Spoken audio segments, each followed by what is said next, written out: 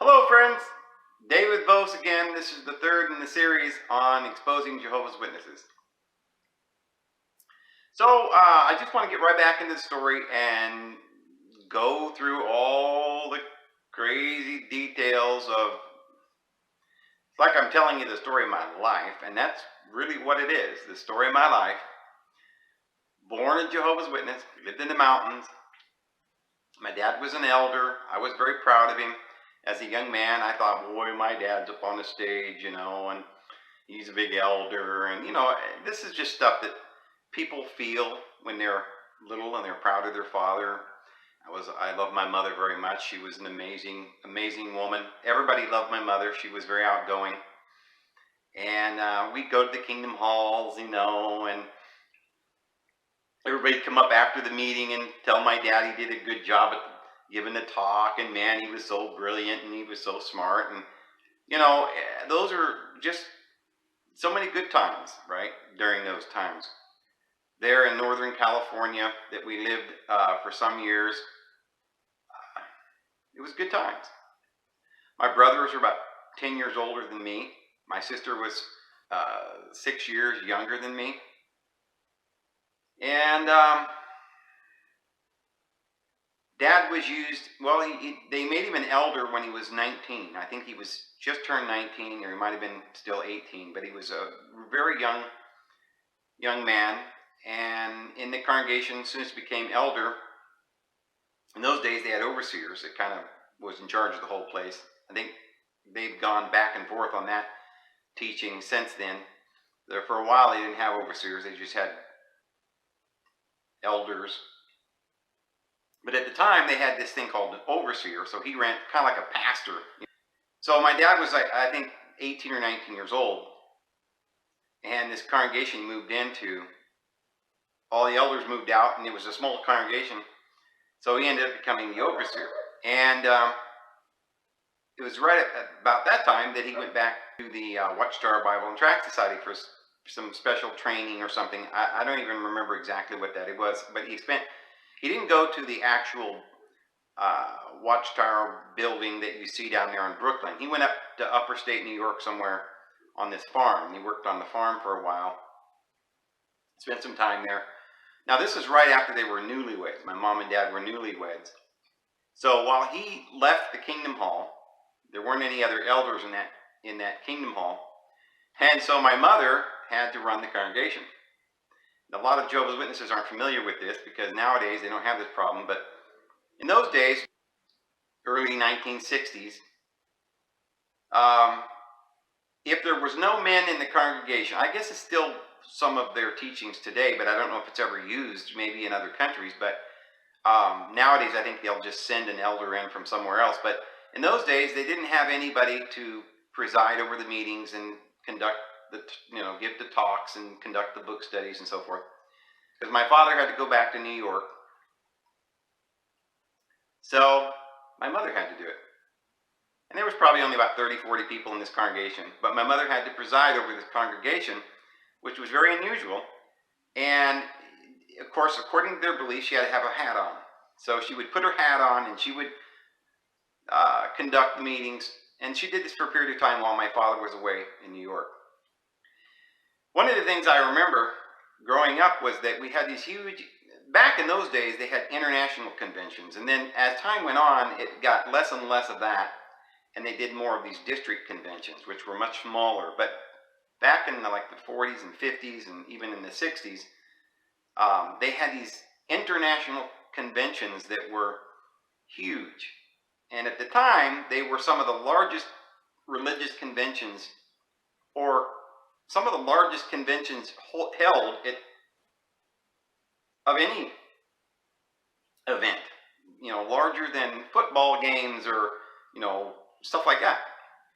And so they had international conventions in Yankee Stadium and Dodger Stadium. And I don't remember all the specific locations where my father would go and talk, but he used to give these big talks in Reno and Yankee State, Candlestick Park.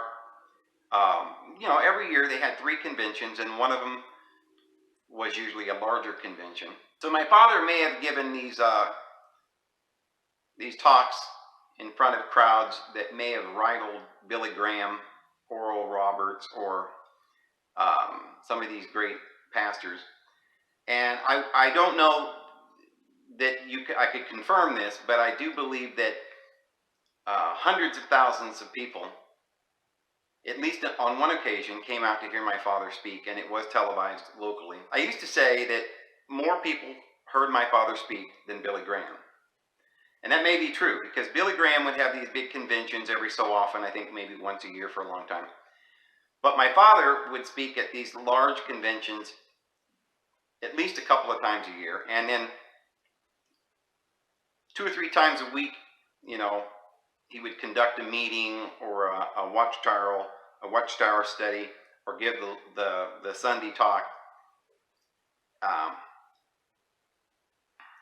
either at our Kingdom Hall or at someone else's hall. He would have to be a guest speaker or something. So a lot of people came out to hear my father speak. And that's true of a lot of other elders and stuff, even to this day. Now, from what I understand, remember, I haven't spoken to my father in over 20 years. Or he hasn't spoken to me. And as you'll find out later, he ended up going back to Jehovah's Witnesses, and now he's an elder again. And because he's one of the 144,000, and there's very few of these left in the earth, according to their teachings, he's considered one of the anointed, which is another word for Christ, one of the Christos. And so they highly look up to him, and they respect him. They believe, a lot of the Jehovah's Witnesses believe that he won the fight with the beard, because, and I'll get into that and explain how that sort of happened, that the man who ended up disfellowshipping my father and myself, wrongfully, by the way, trumping up things on us, that particular person admitted to me in a meeting that we'll talk about later, that the reason that I was disfellowshipped wasn't because I did anything wrong, but they just used that as an excuse, and I didn't do anything wrong. But that he admitted that it was really because of the beard. So and we'll talk about this more, I'll give the details about this, but later on in a meeting, I went back years later and had a meeting with Jehovah's Witnesses, and a member of a representative of the Watchtower Bible and Tract Society came out with a big expensive suit on, very important man. He sat in on the meeting because I had basically pushed it and said that you're going to have to straighten this out, because at this point my father was trying to get back into the organization, and he was sitting there in the back of the hall with his head bowed, and he had just gone ahead and just ignored what happened and forgot the whole thing and decided to just go back and say he was wrong and so forth. Well, he didn't say he was wrong. He continued, he sat at the back of the hall. They had disfellowshipped him wrongly. I'm going to discuss that. But he just ignored that and pretended that didn't happen. Went back to the Kingdom Hall, had meetings again with the elders, said he was wanting to become a Jehovah's Witness again, and he wanted to be reinstated. So this was a different congregation, and they decided to reinstate him. But at the time, he had this beard. He still had the beard. And so some of the elders were saying, well, you can't be reinstated, you've still got the beard. And my father said, no, there wasn't anything wrong with the beard. There never was anything wrong with the beard. And I wasn't disfellowshipped for anything that I did that was immoral or anything like that. But I'm willing to forget the whole thing. But there isn't anything wrong with the beard. And so he went ahead and sat there for, I don't know how long he sat there, a year or two. Finally, because of the meeting that I had with Jehovah's Witnesses, because I could see that he wasn't making any progress, I went ahead and wrote to the Watchtower Bible and Tract Society. I sent letters to all the congregations that we had attended in the last so many years. Sent, I think about 6 different letters to 6 different congregations to let them know that I was, what my beef was, and that I wanted a meeting and that I wanted this to get straightened out. So like I say, they sent a representative. We had a meeting. I confronted this particular elder that had disfellowshipped my father and myself, the same elder. That particular man happens to be, at the time, he was the president of, and I don't remember now if he was the president of AT&T or just the president of Bell Telephone, which subsequently after that became, they combined and became just one company. So this man, I believe, was the president of Bell Telephone. He was a very important man, had a beautiful farm, ranch, I don't know how many acres out on Folsom Lake in California. And his home was like a mansion, and the man was rich. And so at that meeting, I told the man, I said, listen, you guys know that you're wrong, that there isn't anything wrong with the beard. And so I needed to have it in writing, one way or the other, whether or not it's right or wrong. And you're going to have to, fess up and come to a decision about this, because my father is trying to become a Jehovah's Witness again. And he needs to have this resolved. And I need to clear my name. I was not disfellowshipped for anything that was immoral or anything that was wrong. So I got that elder to admit that I was not disfellowshipped for anything moral or anything I had done, but it was all because of the beard. And he admitted, and he said that if I could have the Watchtower Bible and Tract Society write a letter and state unequivocally that there wasn't anything unscriptural about the beard, that they would reinstate me, clear my name. I pressed him on this, and clear my father's name and reinstate him. And it's because of that meeting that 30 days later, there was a convention. I didn't go to the convention. My father went, and he told me about it. And this particular elder was assigned to give the talk at this big convention. He got up on the stage in front of thousands and thousands of people there and said publicly, almost like it was one of these announcements, it was a new truth or a sort of a clarification of what they taught and what they would believe from this point forward. He says that there is nothing wrong with a beard, it is not unscriptural, and that even an elder could wear a beard and still be pleasing to their God and to that religion, and that they could not disfellowship somebody for wearing a beard, that it wasn't the same thing as fads and styles such as tattoos or long hair or being unclean or anything like that. It was a completely different thing, and that it was a personal choice. So they changed their mind, and they made a policy shift. And immediately, that I believe it was the week of that convention that they reinstated my father. It took my father a few more years after that, and they made him an elder again, and he's back with the organization. I haven't even heard or spoken to my father since this time.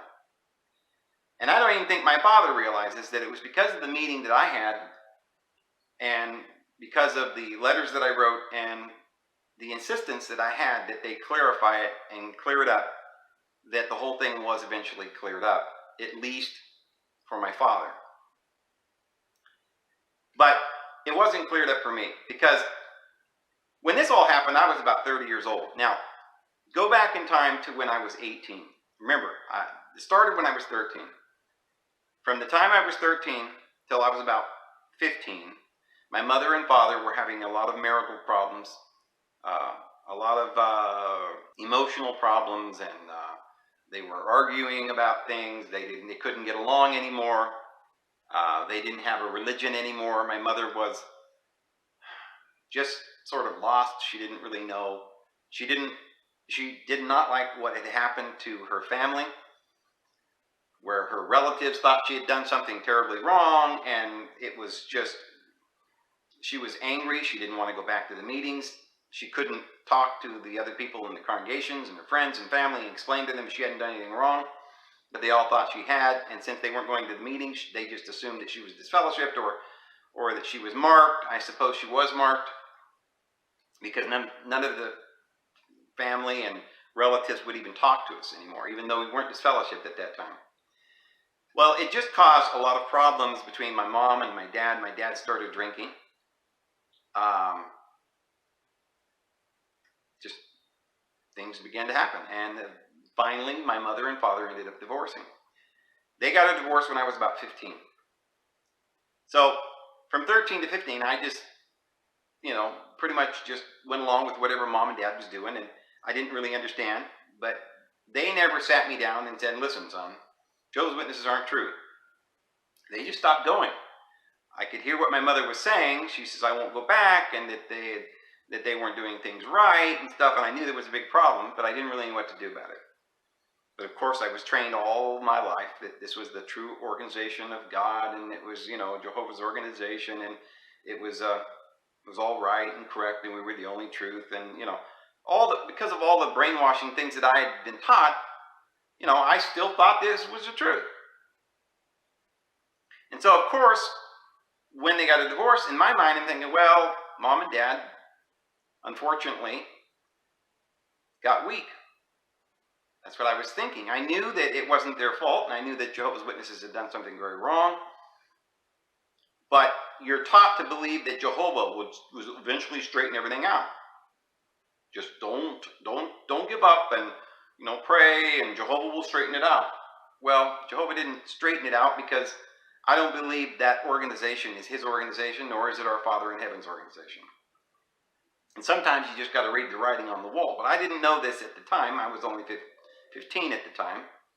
And so, at the point where my mother and father divorced, I ended up basically, because remember, from the time when I was 13, I stopped going to school. I didn't go any further than 6th grade. Went to 2 months of 6th grade, and that was the last I went to school. And I was walking. The excuse at the time was that there was 4 feet of snow that I had to walk through a couple of miles to get to a bus that, out in the middle of the woods in Idaho. And my mother, I didn't want to walk that far. It was hard, it was cold, and it was very difficult to go to school. I didn't like school. There was a lot of emotional problems going on in the family. A lot of topsy-turvy turmoil. Everything was going on. My mother said, you know what, you don't have to go anymore. So, I wasn't homeschooled. I just stopped going to school. So, by the time I was 15, and mom and dad divorced, I ended up being on my own. I started working. I remember I was 15 years old, walked into this restaurant. I said, I wanted to get a job. And the guy says, well, young man, you look like a nice young man. Would you like to learn to cook? So I started with this restaurant, learned how to cook, and I became a fry cook, or a chef, you might say. Ended up working in hotels and fancy restaurants after that. For years I worked in restaurants and was a cook. And never made very much money at all, but it was convenient for me because I didn't really have any direction at the time. I didn't know what to do. And so I moved around a lot, and I could always get another job in whatever town I was in. So it served my purpose for a while. So I ended up going back to California, and for a short time I stayed with my aunt, and this is when I was 17 years old. Well, at 17, I was interested in girls, and I'd kind of forgotten about the whole ordeal with mom and dad, and you can't forget about it. I hadn't forgotten about it, but it was certainly in the forefront of my mind.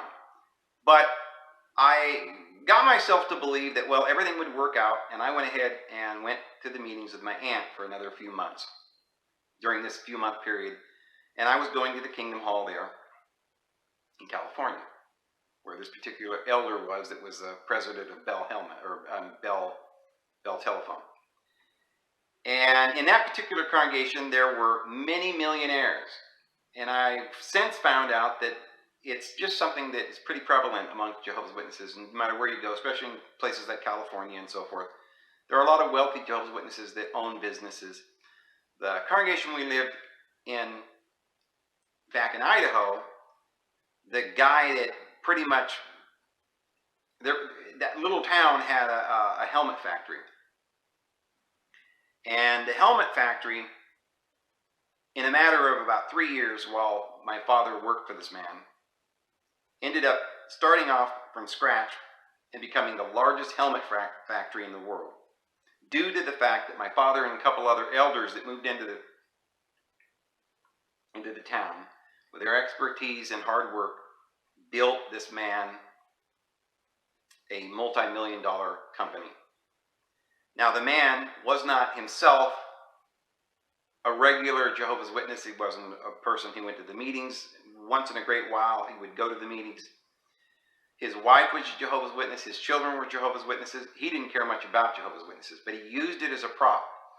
And he recruited managers and people that he could trust to run his company from Jehovah's Witnesses. This is what he did. He used it as a base. And I began to get familiar with this type of thing all the way back when I was about 11 years old there in Idaho. In a different place in Idaho we lived. Well, in this congregation in California, I began to notice, and other congregations surrounding this area, that all of the elders were very, very rich. One of them had, he used to come to the Kingdom Hall with big rings all over his fingers, and he had 3 different colored Lincoln Continentals for each day of the week. And every time he would come to the Kingdom Hall, he would be driving a different colored Lincoln Continental. He was a big man, about 6'3" or 6'4". I mean, this was a big man, gray hair, an older guy, always wearing a flashy suit. I don't know what he did for a living, but he was a very rich man. There was another one who owned another man that was an elder that sat in on this fellowshipping meetings with me. He was basically one of my best friends. He was a young man, but he was an elder, and he was very, very much of a go-getter. I actually worked for him for a while. He had a janitorial business that he started in Los Angeles and had branched out to different parts of Sacramento and Folsom and all around California. So he had all kinds of Jehovah's Witnesses working for him. He could trust these people. They were Jehovah's Witnesses. And he didn't pay him very much. And in order to get around taxes and all of this, he would just have these Jehovah's Witnesses, young men, working for him. And they would be subcontractors, so he didn't have to pay her taxes or anything.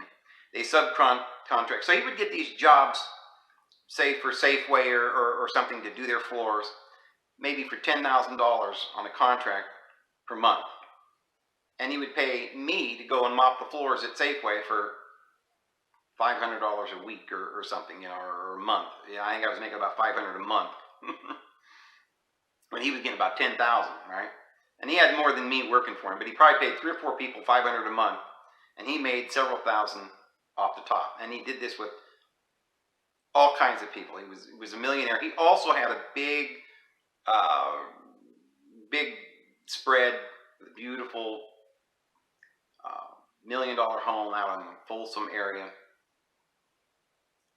Later on, he ended up divorcing his wife.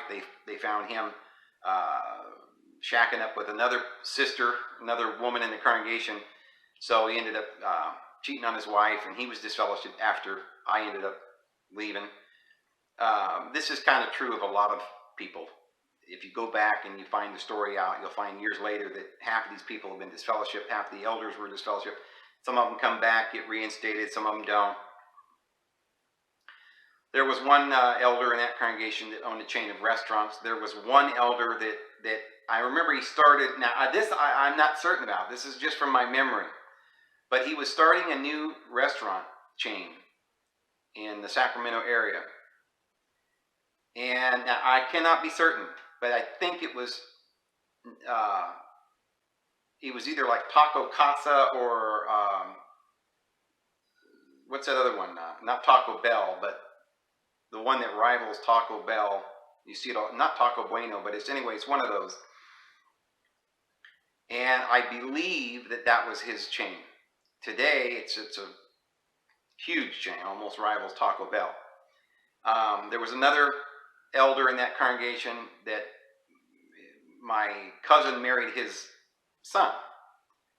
And this man he created and started a thing called frozen yogurt. It was a new thing back then. And it went over big, and he started a chain of stores where they sold kind of like Brahms ice cream, but this was a frozen yogurt place. And he ended up making millions off of it. He sold it to another person for millions and millions and millions and millions, and ended up buying or starting a bank. You have a lot of capital, you have to have a lot of money to start a bank. So he started a bank.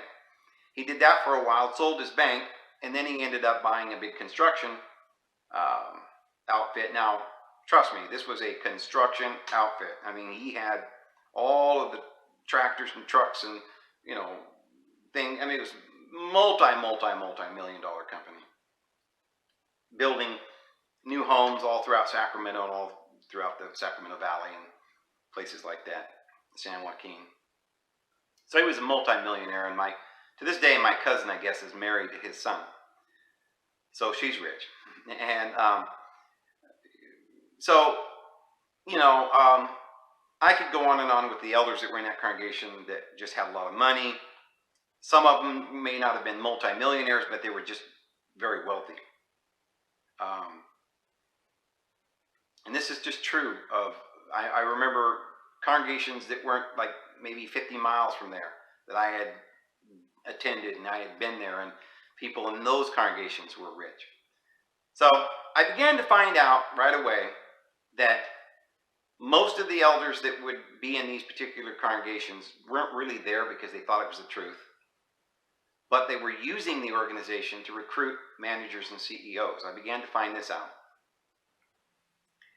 And so the elder that disfellowshipped me, president of Bell Telephone, was very, very insistent that everyone toe the line, because he was trying to find CEOs and managers for companies, and you couldn't wear a beard, and that was just something he did not approve of. So he found a way to get rid of me and my father.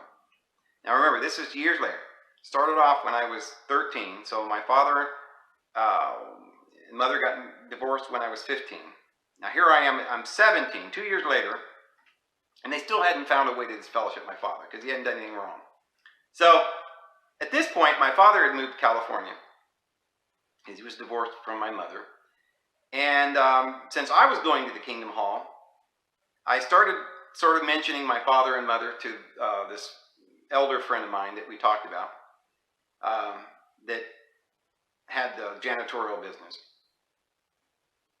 And we started discussing this whole beard situation, and they started giving the same spiel that they had given my father some years before about how, well, it wasn't unscriptural to wear a beard, but, it was still wrong because, we have to represent the organization, and elders shouldn't be allowed, and it's just not, And I kept arguing with him and saying, no, Mike, that's not true.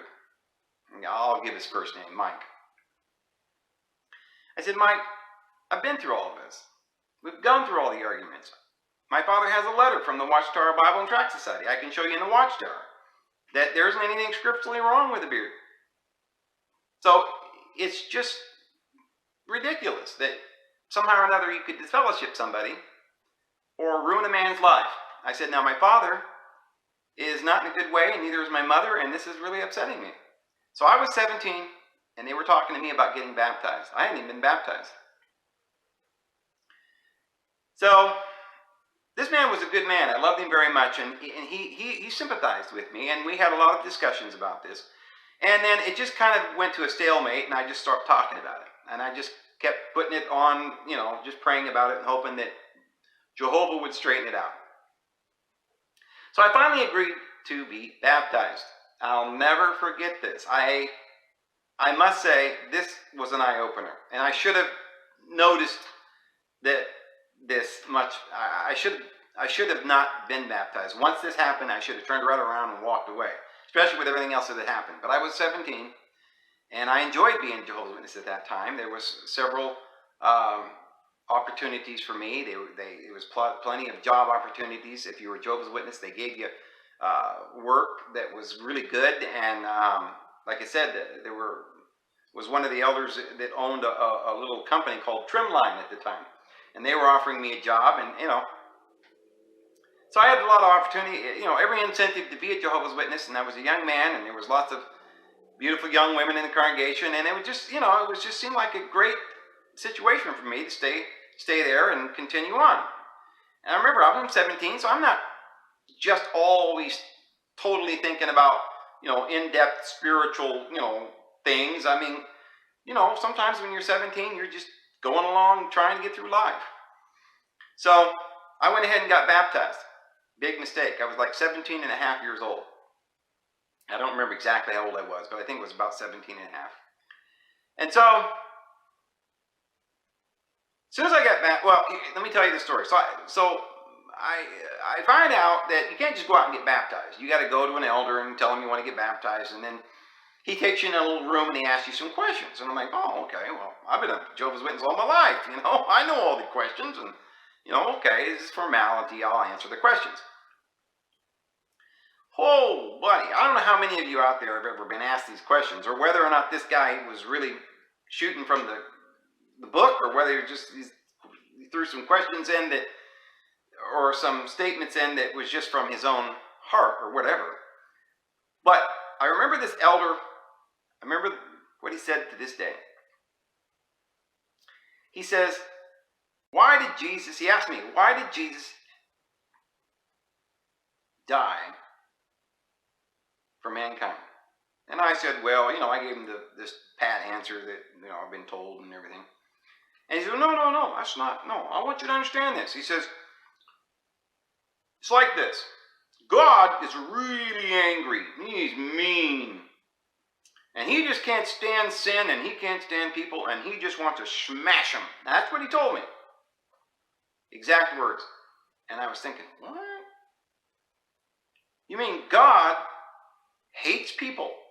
I didn't say that. I was just thinking this, But he says, Jesus loves us. And he came and he said, I'll go down and I'll take their sin for them.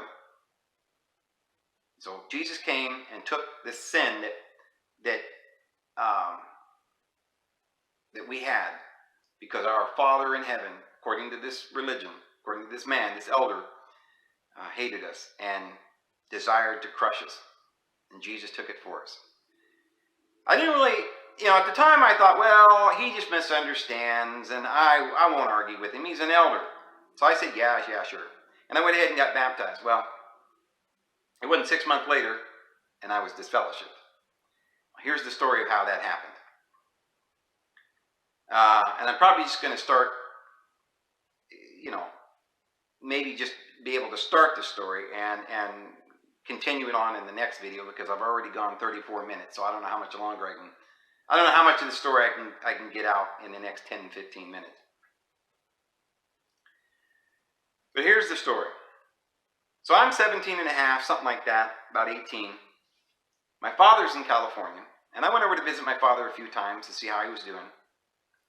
And I was counseled by this elder that I was telling you about, the janitor that had the janitorial business, whom I worked for, was a good friend of mine. You might say he's almost my best friend. And I was counseled by him not to do that. My father wasn't attending the meetings, and he wasn't a good place for me to go and associate. And I'm like, well, he's my father. And I don't know if you remember, but we've had already some discussions about the fact that this isn't right, that you guys kind of threw him out for no cause, and this isn't right. So we had some more discussions about that. Well, because I had been discussing this with this particular elder, I guess he went and talked to this other elder that was the president of Bell Telephone, or AT&T Telephone, I'm not sure which it was at the time. And they decided that they ain't going to have this. I'm about to get baptized, and they didn't want my father ruining me. So he goes to my father's house and makes this unexpected visit. Knocks on the door, says, hello, I'm an elder from the Kingdom Hall. Can I come in and talk to you? My father says, okay. So he goes in, he sits down, and my dad tells me the story. I wasn't there. My dad says he looked over and he saw some sparkly little, what do you call it? shredded paper that people put in Easter baskets, right? And then they put the eggs. There's like this fancy, colorful shredded paper. I forgot the name of that stuff. Well, there was a little bit of that laying somewhere on the ground or on a couch or somewhere in his house. And so this guy says to my father, he says, are you planning on coming back to the meetings? Are you doing anything wrong? Have you committed any sins? And my father's thinking, I don't know, you know. So anyway, the guy ends up leaving. Week later, they disfellowshipped my father. And here's why. They said it was apostasy. And the reason that he was an apostate is that they said he celebrated Easter, which is to them a pagan holiday. Well, my father hadn't celebrated Easter. But because the elders saw this little paper that some people use in Easter baskets, and it was around that time of the year, this guy assumed that my father was celebrating Easter. Now, maybe somebody that had stopped by the house had brought it over from their Easter basket or something like that. But my father had never celebrated any Easter. So he was wrongfully accused of being an apostate, and he wasn't. My father never did change his beliefs. He always did believe in everything that Jehovah's Witnesses taught, and he never did go to other churches or start believing different ideas. So it was completely ridiculous. But he was indeed disfellowshipped for that, not for anything else, not for the beard. So I remember hearing this, and it stumbled me as well. I went back. I think I may have already gotten baptized at this point, and I went and I told the elders, I said, you know, I just don't understand how you can do that. My father didn't celebrate Easter. My father's not an apostate. And this is all about the beard. That's what this is about. Remember, I'd just gotten baptized. So I just wouldn't stop. I wouldn't stop. And I just kept asking questions.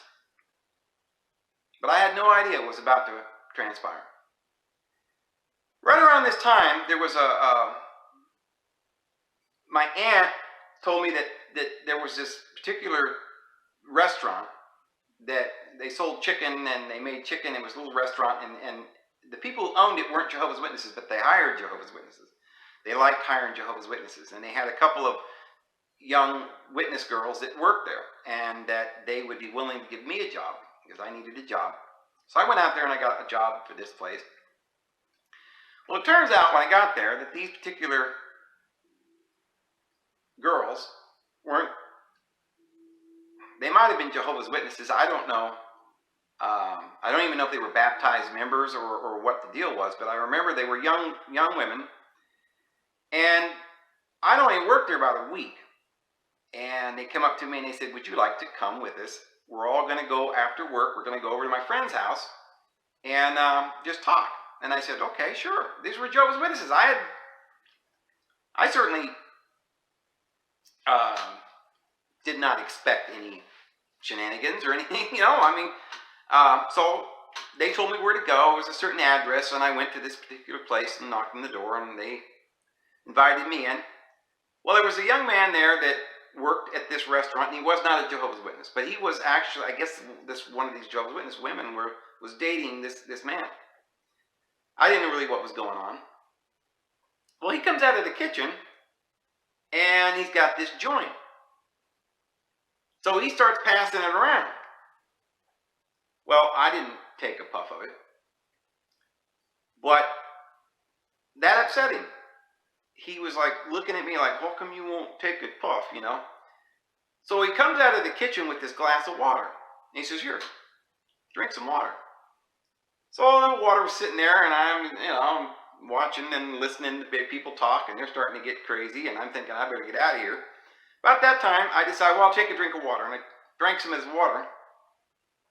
3 seconds after I take a drink of this water, the room starts spinning around like this. And remember, I had never had a drug in my life. I'd never smoked pot or anything like that. I'd never experienced anything like this. So I knew nothing about what was going on. I wasn't even sure what was happening. I was sitting in this little chair, and it felt like the chair was spinning, and I was going to fall out of the chair. So I'm now out of my mind. I'm hallucinating.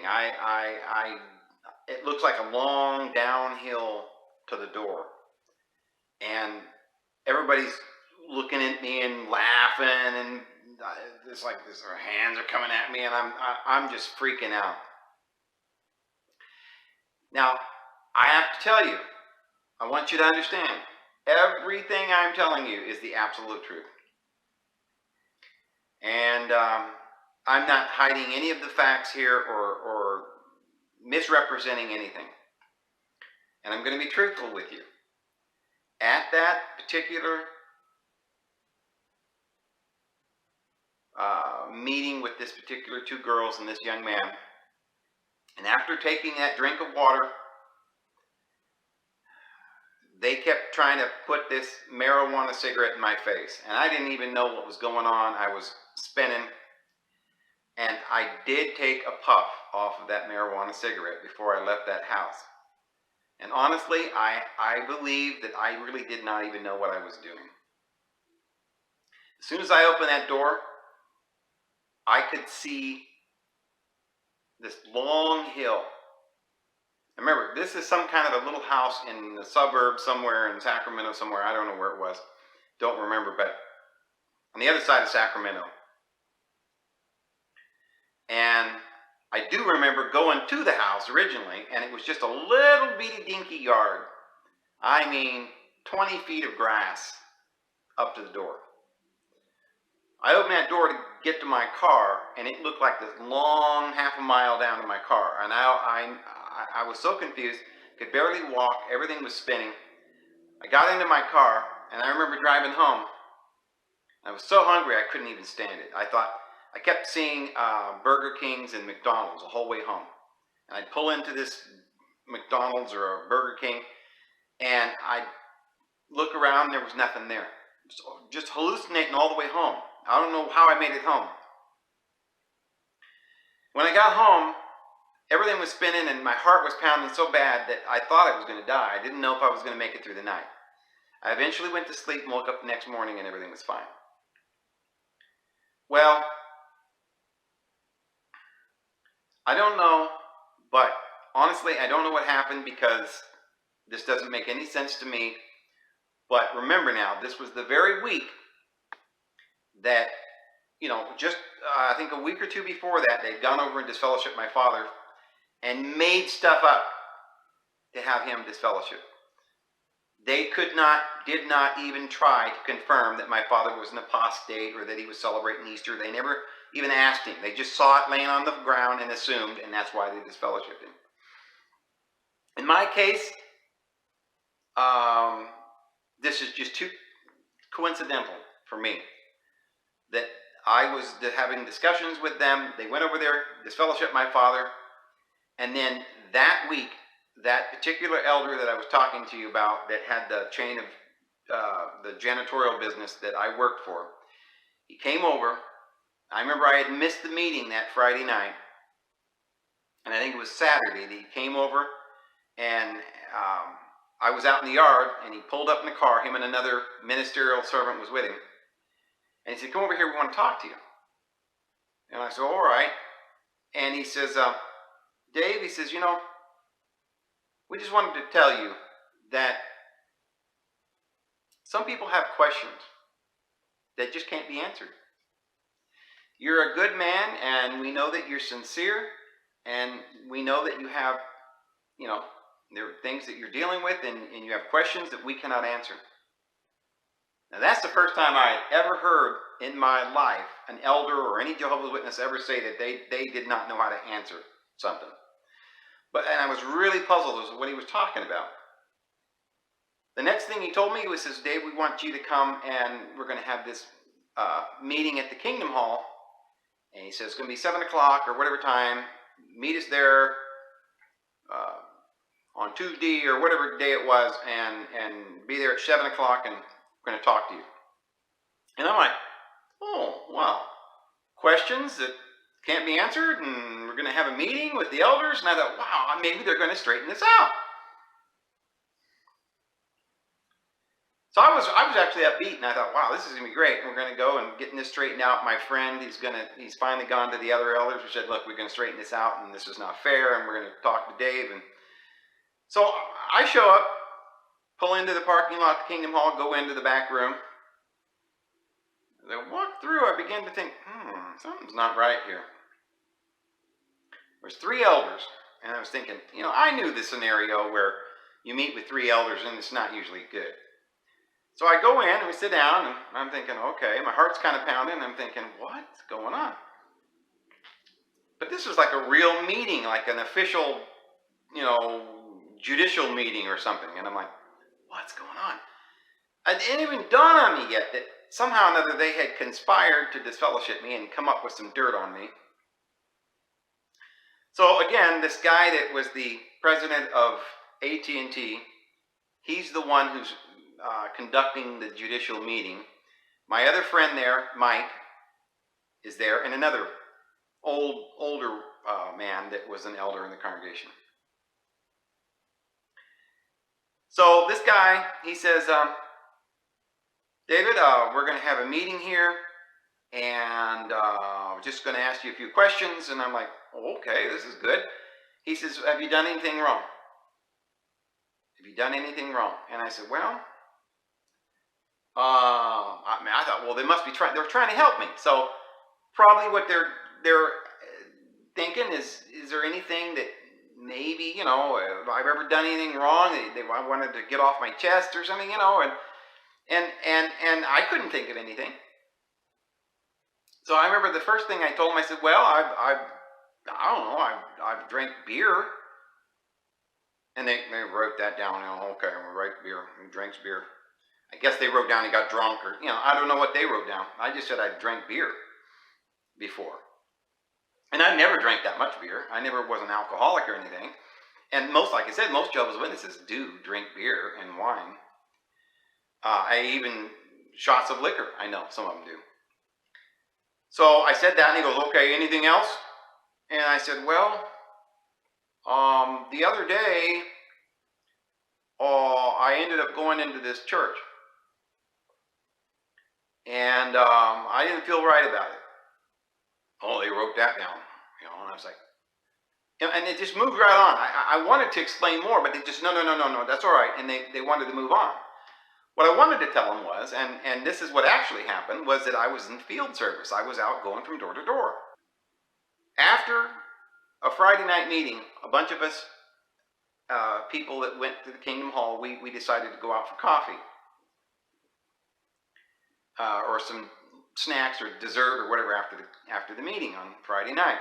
So a bunch of us went out to this place. I don't know if it was a Denny's or some kind of a place like that, and we went in the back room. We were sitting around this table, drinking our coffee and having some pie and stuff. And I remember there's this other table. You could hear them talking. They were just right there. And there was some other church that was there. And they came over and put a pamphlet on the table. And it said something about the Trinity, because this church didn't believe in the Trinity either. And I didn't know that. I thought they did, because I thought everybody believed in the Trinity. Only Jehovah's Witnesses didn't. So, being a good little Jehovah's Witness, I went over there and said, well, this pamphlet you gave us about the Trinity, and I tried to explain to them that they were wrong, and there is no Trinity.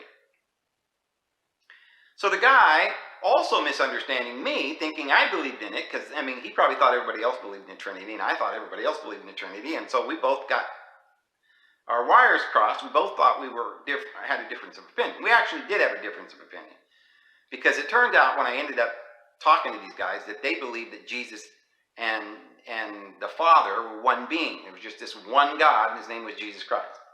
That's what they believed. They didn't believe in the Trinity, but of course, Jehovah's Witnesses believe there's the Father, Jehovah, and then there's Son, Jesus Christ, and then the Holy Spirit, which is not a person. So anyway, we kind of misunderstood each other. But anyway, they said, okay, well, if you'd like to debate this with us, come to our church. And they gave me a date and time. Well, I had gone to their church, and I felt very uncomfortable about going into their church, because Jehovah's Witnesses teach you that it's not appropriate to attend worldly churches. Well, I wasn't going to their services. I just went into the building. And I remember saying to them when I got to the steps, I said, well, I can't really go into your church because I'm not a member of your church and I don't believe in your church. And he said, well, that's all right. You can meet, we're going to talk into the the room on the side. It was a little kitchen, and they had this big table. And so I thought, well, okay, I can do that. It's not the church. I'll go into this side building. So I went in there and literally debated. The whole congregation showed up. And I mean, there was like 50 people from the congregation sitting around this big table. And we had this debate about the Trinity. So that's what I was talking about when I told the elders that I had gone into another church. And they wrote it down, didn't ask me any further. And then they said, anything else? And I said, well, because it had been bothering me, but 2-3 days before that is when I had been over at this house, and these two witness girls had somehow spiked my drink or something. And I did briefly mention that happened, and I was going to explain further to them how these young women were there and my drink was spiked and stuff, but they didn't let me talk. As soon as they heard that, they said, all right, they wrote that down, says, go out of the room now. And it didn't take but 5 minutes. I was walking around in the hall room, and at that point, my heart was pounding, and I was beginning to think, I think they're trying to disfellowship me. I really didn't know what was going on. I did not know that the meeting that we were... I just thought these were some wonderful brothers that got together, decided to talk to me, and we were going to, straighten some things out about my father and stuff, and about the beard. And now they were asking me all these questions, and I didn't know what was going on.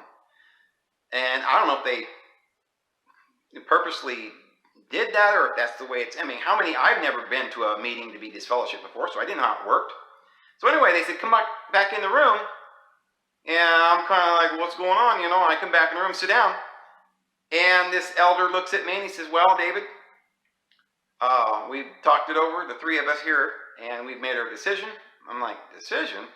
And you're now disfellowshipped, and you're not allowed to speak to anybody in the congregation. And they gave me some rules that I had. I couldn't call myself a Jehovah's Witness. I couldn't identify myself as a member of the Jehovah's Witnesses. And I was now disfellowshipped, and they gave me these things that I was supposed to do. And I'm just looking at them like, what's going on? My best friend just betrayed me, and I didn't even get a chance to explain that I really haven't done anything wrong, and that these two girls drugged me, and I didn't get to explain anything. And it just hit me. My whole life just flashed before me. I didn't know what was going on. I started literally bawling, crying. The only way I can describe it was like convulsions of just crying and weeping and just tears and spit running out of my... I couldn't even talk, and I was just... they told me, and got up and walked out. And the one brother... it was my best friend, one of my best friends, Mike. He stood up and he looked at me and he saw I was crying. He had some compassion for me, but he didn't really say I'm sorry or anything like that. But you could tell he was like, waiting for me to get up so that I could leave the room. The other two brothers already left. And I followed him out, basically dragging myself, crawling. I couldn't walk. I had no strength left in my body. I was convulsing and crying, and I literally, and I'm not kidding you, I crawled out of that Kingdom Hall. Got to the parking lot. It was a gravel parking lot, part of it, I think, to where my car was. And I literally crawled across the gravel. My best friend didn't pick me up and help me. He didn't say, can I help you to your car? He didn't say goodbye. But I just literally drugged myself to my car, got my door open, pulled myself into the car, sat in the car, convulsing and crying for a few minutes till I could pull myself together, and I drove home. So anyway, I'm going to go ahead and stop it there. This gets even more interesting, friends. I want to continue on with what happened, because it doesn't end there. It doesn't end there. And so anyway, I hope that I was able to convey exactly, to the best of my knowledge, what happened. And Remember, this has happened when I was 18. Some of the stuff I told you earlier was stuff that happened years after that, when my father was reinstated. And so we're going to pick it up there and get from this point up to the other point where I ended up sending the letters out to the 6 congregations and having another meeting and getting the representative out there, and my father was reinstated and all the things that happened. I'm going to tell you about everything that happened between then, those 2 occurrences. So anyway, I'm going to go ahead and go, and I'm going to stop it there. We'll see you guys again tomorrow. I hope you guys have a great day. Have a good one.